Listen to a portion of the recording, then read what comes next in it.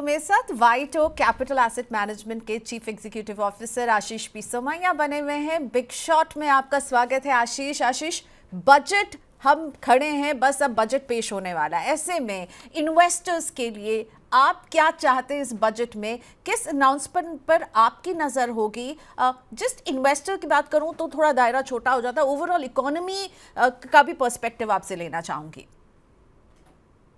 देखिए Priyanka ji, I think budget हर साल का जो बजट है इसमें एक तो पॉलिसी कंटिन्यूटी होती है, लेकिन जरूर जो माहौल है या जिस कॉन्टेक्स्ट में हम ऑपरेट कर रहे हैं उसको लेकर भी कुछ एक्सपेक्टेशन जरूर बनते हैं। अभी का जो बाहर का माहौल है इसको देख करके जब इंडिया अलग अलग कंट्रीज के साथ चाहे वो यूएई हो, चाहे वो यूके हो, चाहे यूरोपियन यूनियन हो, और चाहे फिर ऑस्ट्रेलिया या अमेरिका हो, हर कंट्री के साथ हम अपना कारोबार बढ़ाने की, फ्री ट्रेड एग्रीमेंट्स करने की चेष्टा कर रहे हैं। और साथ ही साथ ये एआई का एक नया दौर चला है, ऑल्टरनेटिव एनर्जी का एक नया दौर चला है, और आगे जाकर के ये सारे डेवलपमेंट्स बहुत इंपॉर्टेंट होने वाले हैं। तो जब बाहर का माहौल इतना अनिश्चित है, इतनी उथल पाथल हो रही है, और जब हम अपनी जगह बनाने की कोशिश कर रहे हैं, तो जरूर कॉन्टेक्स्ट को ध्यान में रखते हुए मैं ऐसा एक्सपेक्ट करता हूँ कि बजट जो है वो इंडिया को कैसे एक बहुत ही बेहतरीन और अट्रैक्टिव इन्वेस्टमेंट डेस्टिनेशन के रूप में प्रेजेंट कर सके, चाहे वो एफडीआई हो, चाहे वो एफआई हो। हर तरीके से अपने को एक अट्रैक्टिव इन्वेस्टमेंट डेस्टिनेशन बनाना बहुत जरूरी है। दूसरी चीज, ये तो बाहर का आयात निर्यात और कारोबार के लिए करना जरूरी है, लेकिन साथ ही साथ जो आत्मनिर्भर भारत और डोमेस्टिक ग्रोथ की बात चलती है उसके ऊपर भी रिफॉर्म्स की बहुत जरूरत है। जैसे अभी गवर्नमेंट ने लेबर कोड पे काम किया, उसके पहले प्रोडक्शन लिंक्ड इंसेंटिव पे बात किया, तो उसी तरीके से आत्मनिर्भर भारत और डोमेस्टिक ग्रोथ को बूस्ट करने की और इंडिया को एक अट्रैक्टिव मार्केट बनाने की बहुत जरूरत है। और तीसरा चीज, जैसे कैपिटल मार्केट्स और टैक्सेस की बात करें, तो भाई कैपिटल मार्केट्स और टैक्सेस में ऐसा है कि जहां पे भी डबल टैक्सेशन है, उसका मैं सीधा उदाहरण आपको देता हूं, जैसे डिविडेंड्स के ऊपर का टैक्स। तो मेरा ऐसा मानना है कि कंपनियां जो हैं वो अपने पोस्ट टैक्स प्रॉफिट में से डिक्लेयर करती हैं डिविडेंड्स, और बाद में वो, चाहे वो प्रमोटर हो चाहे माइनॉरिटी शेयर होल्डर हो, सबको डिविडेंड पोस्ट टैक्स प्रॉफिट के अंदर से ही मिलता है। तो लेकिन फिर से डिविडेंड को हम फुल टैक्स लगा रहे हैं, तो ये डबल टैक्सेशन है।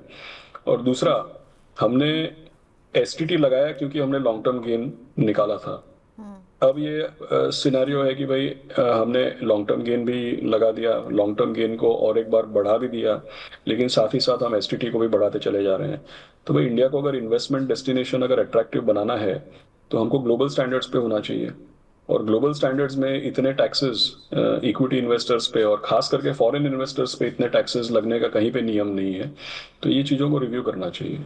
ओके, सो LTCG long term capital gain tax और STCG में एक तरह से पिछले बजट में इसको थोड़ा सा अलाइन करने की कोशिश की गई, लेकिन LTCG टैक्स पर एक बड़ी उम्मीद जागी हुई कि जो एग्जेम्पशन मिलता है अभी 1,25,000 का, उसको सरकार जो है बढ़ाए। आपको लगता है इसको बढ़ाना चाहिए? जो एग्जेम्पशन वाली इनकम रहती है गेन्स की आपकी, इसका दायरा बढ़ाना चाहिए? Are you with the investors on this?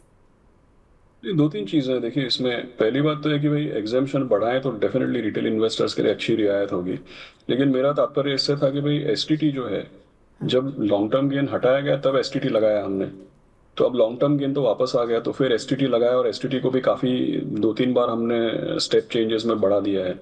तो अब ये सिनेरियो है कि भाई एसटीटी भी लग रहा है, शॉर्ट टर्म भी लग रहा है, लॉन्ग टर्म लग रहा है, और उसके ऊपर एग्जामेशन बढ़ाए हो तो खुशी की बात होगी, लेकिन आप देखिए उसके ऊपर के सरचार्जेस आप देखिए। तो भाई कहने के लिए शॉर्ट टर्म गेन 20% है, लेकिन उसके ऊपर आप सरचार्जेस वगैरह लगाइए।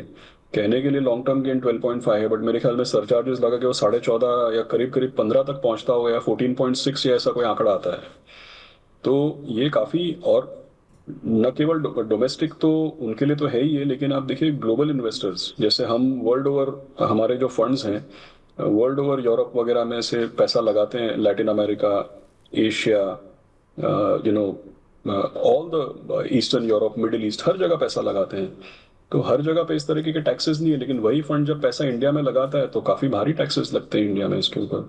तो मल्टीपल लेयर ऑफ टैक्सेस आप चाहेंगे कि भाई LTCG, STCG, STT, dividend pay लगने वाला टैक्स, सरचार्ज, इन सब, हाँ सरचार्जेस, इन सबको थोड़ा स्ट्रीमलाइन करने की आपकी उम्मीद है? ये आपकी एक विश लिस्ट में शामिल है, राइट? मैं ये मान लूँ, आपको लगता है कि ये करने से हम जो FIIs लगातार भारतीय बाजार में सेलिंग कर रहे हैं, उनको हम एक पॉजिटिव संदेश दे पाएंगे, उनको ला पाएंगे? और रिटेल इन्वेस्टर भी अभी इक्विटी मार्केट में थोड़ा नर्वस हो रहे हैं, तो उनके लिए ये एक अच्छा स्टेप हो सकता है, उनको वापस लाया जा सकता है FIIs और डोमेस्टिक रिटेल इन्वेस्टर्स के लिए?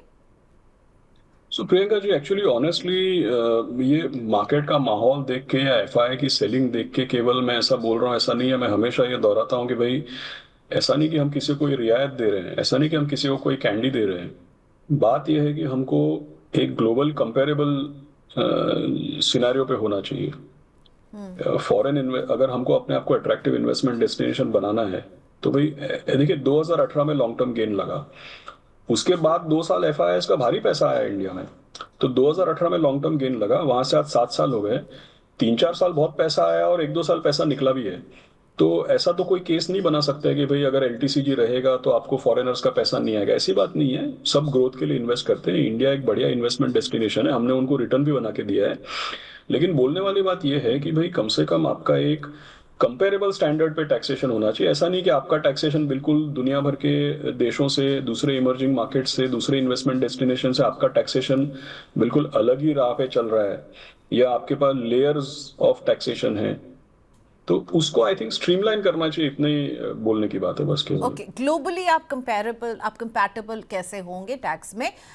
बस आखिरी में, आप क्योंकि बाहर जाते हैं और बाहर निवेश करते हैं, बाहर का पैसा यहाँ लगाते हैं, तो आप टैक्स में क्या डिफरेंस देखते हैं? ये आप जब कह रहे हैं कि ग्लोबली हम कंपैटिबल नहीं है, तो मैं चाहूँगी थोड़ा सा बताइए, क्योंकि आपकी जो एक्सेस है वो हमारी नहीं है, तो थोड़ा सा कोई एक आप हमें एग्जाम्पल समझा सकते हैं? हाँ, जैसे आप देखिए सिक्योरिटीज ट्रांजैक्शन टैक्स है, तो इससे तो शेयर आप किस दाम पे शेयर अक्वायर कर रहे हैं वो आपकी कॉस्ट ही ऊपर चली जाती है, और किस प्राइस पे आप सेल कर रहे हैं वो प्राइस आपकी रियलाइजेशन नीचे चली जाती है। तो उससे मार्केट के समझिए कि भाई जो लोग आर्बिट्राज करते हैं, एक एग्जांपल लेता हूँ मैं, भाई हम तो सब लॉन्ग टर्म फंड मैनेज करते हैं, बट एक एग्जांपल लेता हूँ मैं कि समझो कोई आर्बिट्राज करता है कि भाई 100 रुपया में यहाँ से लिया और 102 में बेचना है, तो 2 रुपए का आर्बिट्राज होना चाहिए। लेकिन अगर आप उस पर एसटीटी लगाएंगे तो वो 100 का हो जाएगा, समझो 100.100.1 या 100.2। बेचेंगे तो 102 के बजाय हो जाएगा 101.8 या 101.9। तो वो उतना ट्रांजैक्शन में उतना फ्रिक्शन आ जाएगा, ट्रांजैक्शन में उतनी इनएफिशिएंसी आ जाएगी। सो ये जो चीजें हैं ये ग्लोबली हर जगह पे इस तरीके से नहीं है।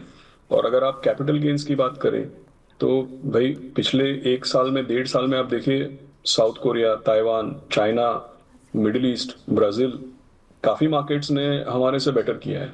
तो समझिए कि भाई किसी मार्केट ने हमारे से 10% बेटर किया है। अगर आप टैक्स लगा लेंगे उस पर तो 10% के बजाय 12% बेटर हो जाएगा, क्योंकि हमारे यहाँ पे 20% शॉर्ट टर्म गेन भी तो लगता है। सो कंपेरेबल, अगर दो मार्केट्स को कंपेयर करते हैं कि भाई यहाँ पे कितना रिटर्न बना, वहां पे कितना रिटर्न बना, तो वो कंपेरेबल होता है। लेकिन अगर कहीं पे टैक्स ज्यादा है तो उतना रिटर्न उसका कम हो जाएगा ना। So I think that reduces the attractiveness, that is the whole point.